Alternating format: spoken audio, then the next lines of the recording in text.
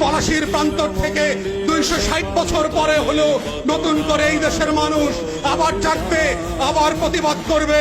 যদি মনে করে থাকেন পুলিশের গাড়ি দিয়ে, ভেহিকেল দিয়ে, কানন দিয়ে, র্যাবের গুম খুনের ইতিহাস জমা করে, পিডিআর দিয়ে, সেনাবাহিনী দিয়ে বাংলাদেশের 20 কোটি মানুষের স্বাধীনতার সম্ভাবনা আকাঙ্ক্ষাকে হত্যা করবেন, বোকার স্বর্গে বাস করছেন, বাংলাদেশের মানুষকে চেনেন নাই।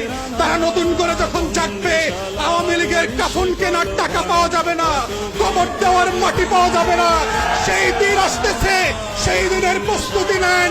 ফেরাউনদের লাশ কোন নদী থেকে ডুবুরিকে দিয়ে উঠানো হয় নাই, এই ফেরাউনদের লাশও বাংলাদেশের মানুষ ডুবুরি দিয়ে উঠাবে না, কোন হুজুর জানাজা পড়বে না, কোন কবর এই লাশ নেবে না। সেই দিনের অপেক্ষায় বাংলাদেশের 20 কোটি মানুষ। আমরা বারবার বলছি, আইয়ুব খানের রাজতন্ত্র আমরা মানি নাই, ইয়াহিয়া খানের রাজতন্ত্র আমরা মানি নাই, শেখ পরিবারের রাজতন্ত্র মানি না, মানছি না এবং মানব না।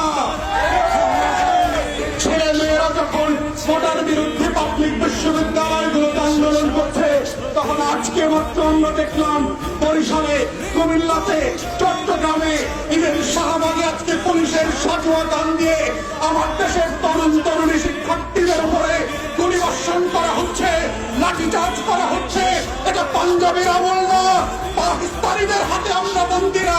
এটা 190 বছরের জমিদারি শাসন না। যদি কেউ মনে করে থাকে বাংলাদেশে এখনো জমিদারের শাসন চলছে, ব্রিটিশ বেনিয়ারা বাংলাদেশ দখল করে রেখেছে, আমরা প্রত্যাখ্যান করছি এবং বলে রাখছি, বাংলাদেশে গণতন্ত্রের যে লড়াই হয়েছে, সেই রক্ত দিয়ে মুক্তিযোদ্ধারা বাংলাদেশ স্বাধীন করেছে, সেই বাংলাদেশ আমরা ফেরত আনবই আনবো।